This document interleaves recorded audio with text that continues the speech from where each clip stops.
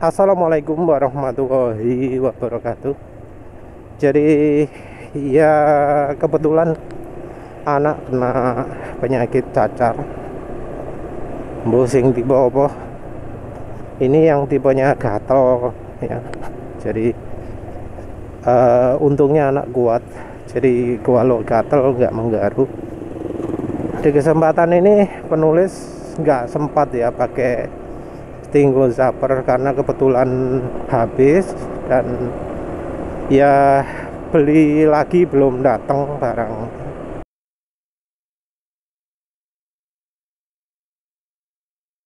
Jadi beberapa hari nggak sempat pakai Stingo Zapper yang versi awet.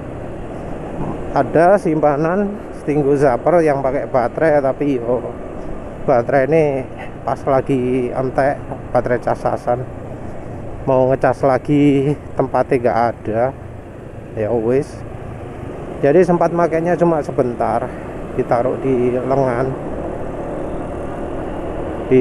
lengan kiri dan kanan. Dan entah ini kebetulan atau enggak, ditaruh lengan ini ternyata yang kena cacarnya itu sangat sedikit ya di bagian lengan. Jadi bagian lengan atasnya, bawahnya itu cacarnya sedikit. Yang paling banyak di wajah, tapi mungkin karena ya sempat berkeringat sehingga jadi banyak ya di wajah. Enggak cuci muka juga. Katanya yang bikin cacarnya menyebar itu kalau berkeringat, kalau pecah terus nempel ke sampingnya, karena katanya sumber cacarnya itu virus. Oleh dokternya cuma dikasih pereda gejalanya saja, jadi mengurangi gatalnya, mengurangi munculnya bisulnya, dikasih salep untuk dioleskan ke bisulnya, tapi nggak dikasih yang khusus untuk counter penyakitnya, karena katanya ini untuk membentuk kekebalan alami pada tubuh. Nah, penulis sendiri untuk soal kekebalan alami ini ya bingung juga ya, karena di satu sisi penting membentuk kekebalan tubuh, di sisi lain ya kasihan kan gatel sekali ya, sampai kalau gatel sekali itu bisa sampai kayak kejang-kejang gitu ya, saking gatelnya. Kalau digaruk wis bisa lubang-lubang nggak karu-karuan nanti. Nah, karena kasihan, penulis kasih nah, jadi barang udah datang, penulis langsung buat Stingo Zappernya, dan penulis kasih ke anak, terserah dia pakai di bagian mana. Pakainya cukup lama, mungkin 10 menit 20 menit gitu. Sebelumnya bagian cacarnya itu terlihat merah-merah ya, entah muncul lagi atau enggak, tapi kayaknya enggak terlalu parah Pak. Jadi merah-merahnya sedikit. Setelah pakai jadi lebih hitam, jadi mungkin saja itu berkurang, mungkin ya. Berdasarkan uji coba tersebut ya, pakai Stingo Zapper ada efeknya, jadi bisa mengurangi gitu ya. Cuma Stingo Zapper sendiri bisa jadi kayak pemicu gitu kalau misalnya makainya terlalu lama untuk awal. Jadi ada yang pakai Stingo Zapper awal-awal itu lama sekali, berapa 30 menit full atau mungkin 1 jam, lah lali, maaf. Jadi pakainya lama. Ketika pakai lama itu kemudian jadi muncul bintik-bintik ya, bintik-bintik kecil. Penulis suruh istirahat, terus dia pakai Stingo Zapper lagi. Nggak lama sih, ternyata jadi berkurang. Jadi mungkin itu ada reaksi apa gitu, pertama jadi nyebar semua, baru setelah pakai lagi jadi berkurang. Ya namanya penyakit ini termasuk apa ya, banyak teorinya ya, banyak teorinya, dan ilmunya sangat luas sekali. Contoh soal virus ini, ada yang percaya dengan teori polimorfik. Jadi virus itu bisa berubah bentuk ya.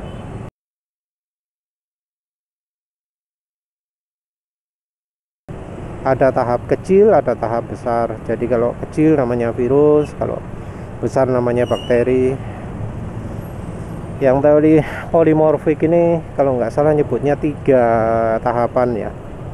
Paling kecil tahapan virus, paling besar bakteri, terus mana ono tahapan apa loh.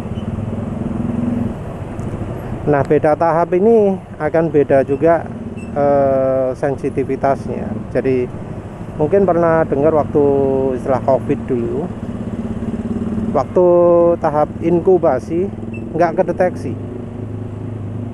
Jadi hanya kedeteksi itu setelah mulai terjadi. Nah ini mungkin ada perubahan bentuk juga. Jadi ketika tidak terdeteksi, dia bentuknya lain dari yang bisa dideteksi.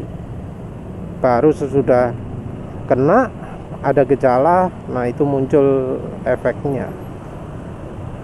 Jadi saat zaman COVID itu ada tahapan COVID-nya yang belum bisa dideteksi.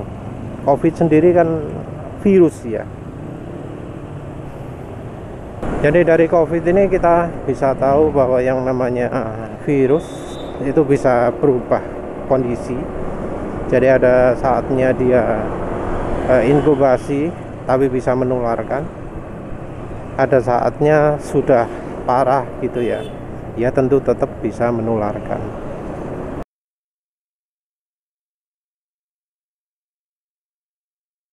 Ada tahap apa ya? Tahapnya 3 kalau nggak salah ya. Kena pertama ada demam dikit, terus inkubasi, baru kena parah gitu ya. Stingo Zapper sendiri prinsipnya adalah menggunakan distrip tegangan kejut.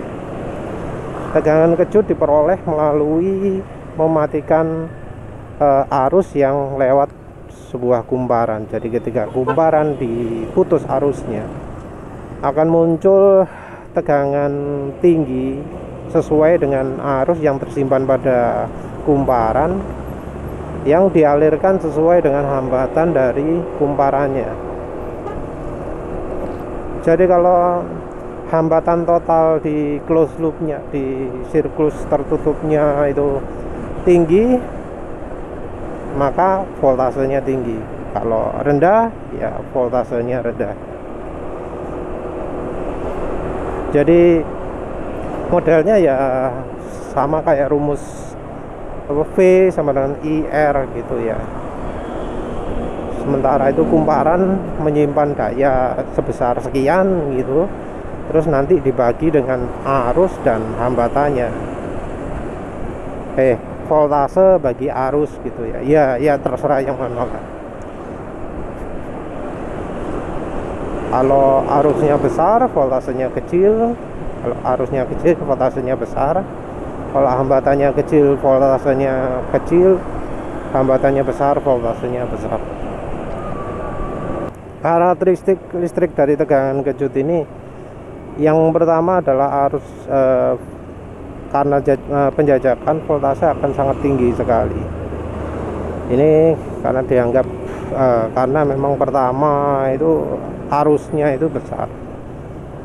Hambatan sendiri bisa termasuk kulit ya, atau seluruh badan. Jadi kan Stingo Zapper itu dipakai di tubuh, ada misalnya tangan kiri dan tangan kanan. Voltase yang dikeluarkan ya bisa aja tergantung dari berapa hambatan dari tangan kiri ke tangan kanan. Tentu mungkin juga ada aturan apa ya jenengnya. Kalau voltase bukan voltase sih, kalau apa jenengnya, hubungannya dengan tubuh itu adalah frekuensi.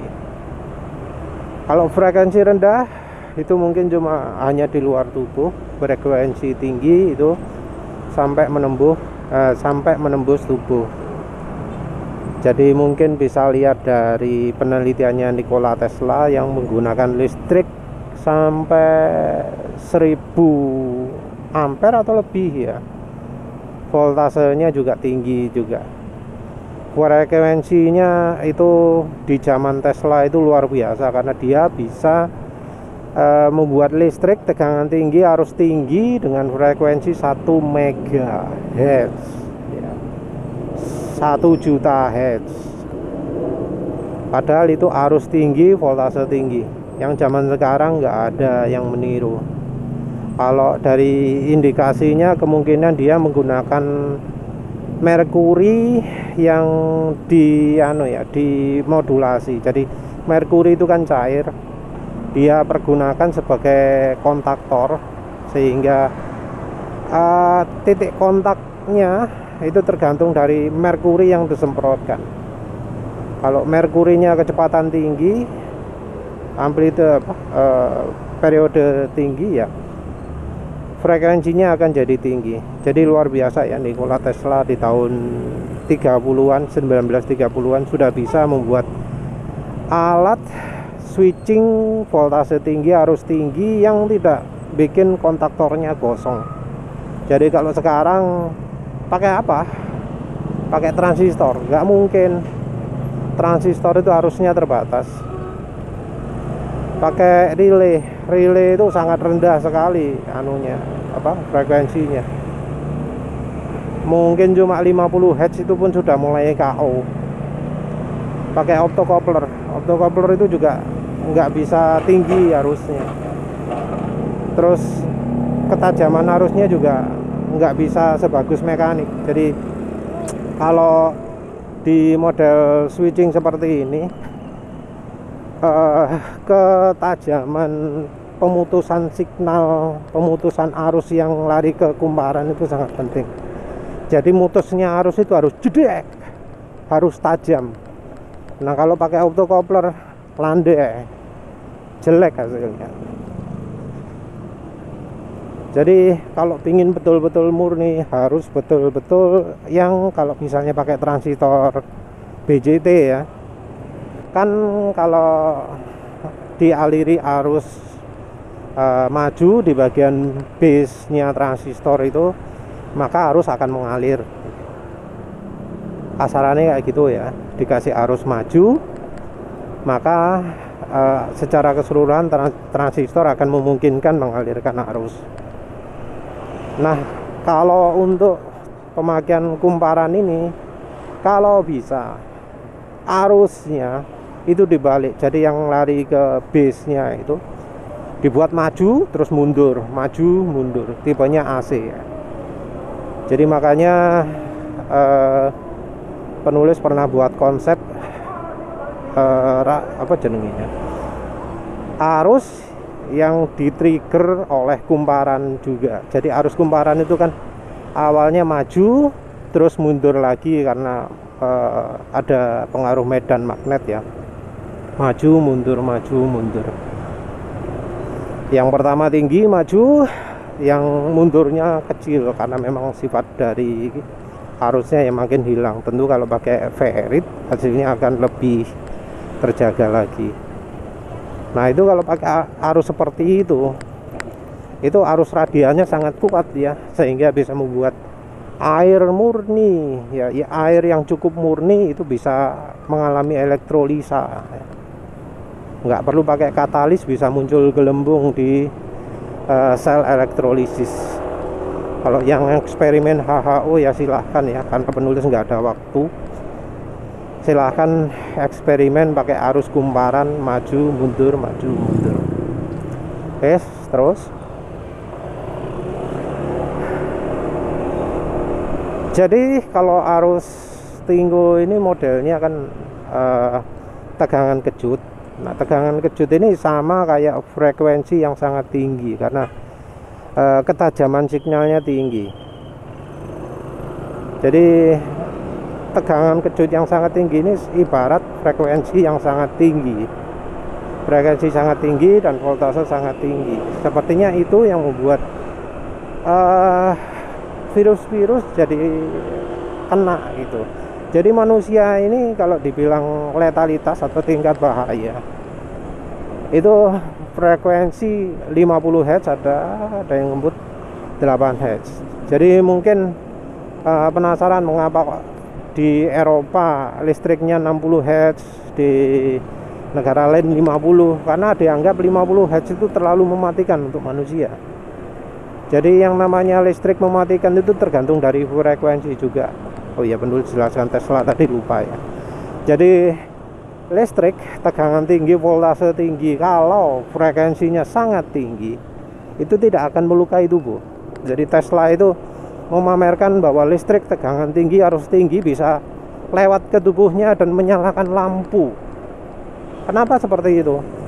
Karena arusnya yang sangat tinggi tidak akan mempengaruhi tubuh.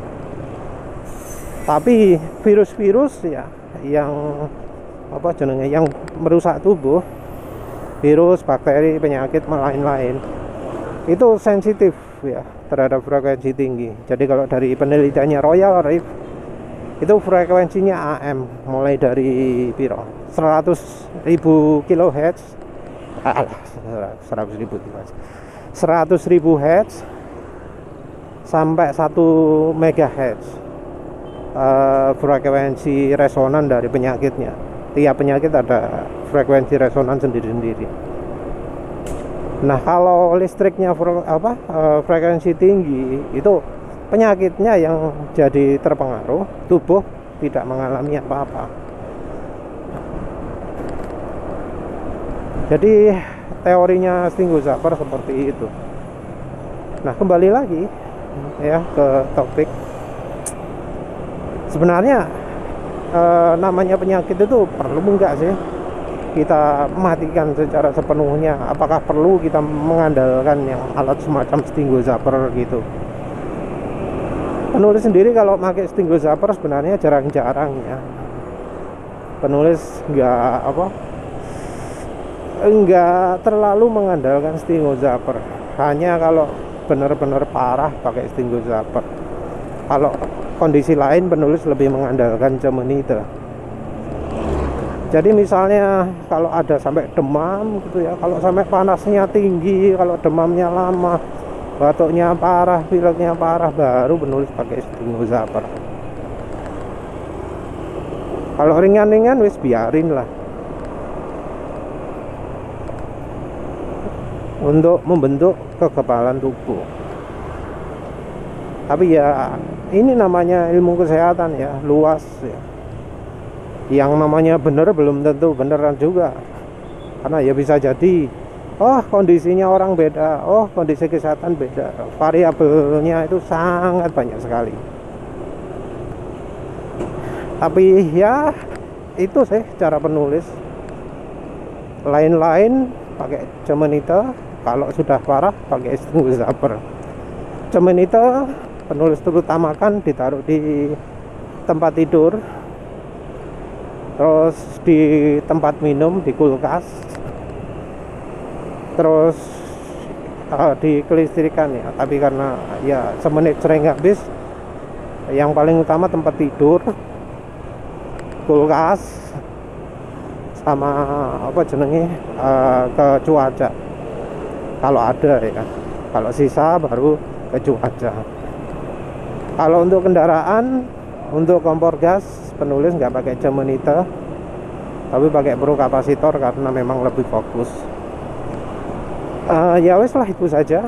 Terima kasih sudah menonton. Assalamualaikum warahmatullahi wabarakatuh.